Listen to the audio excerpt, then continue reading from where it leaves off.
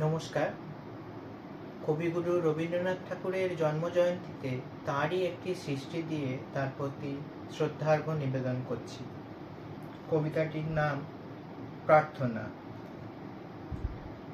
চিত্ত যেথা ভয় শূন্য, উচ্চ যেথা শির, জ্ঞান যেথা মুক্ত, যেথা গৃহের প্রাচীর, আপন প্রাঙ্গণ তলে দিবস সর্বরি, বসুধারে রাখে নাই খণ্ড ক্ষুদ্র করি, যেথা বাক্য হৃদয়ের উৎস মুখ হতে উচ্ছ্বসিয়া উঠে, যেথা নির্বারিত স্রোতে, দেশে দেশে দিশে দিশে কর্মধারা ধায়, অজস্র সহস্রবিধ চরিতার্থতায়, যেথা তুচ্ছ আছাড়ের মরুবালু রাশি, বিচারে স্রোতপথ ফেলে নাই গ্রাসী, পৌরিসেরে করেনি শতধা নিত্য যেথা, তুমি সর্বকর্মচিন্তা আনন্দের নেতা, নিজ হস্তে নির্দয় আঘাত করি পিত, ভারতের সেই স্বর্গে করজাগরিত।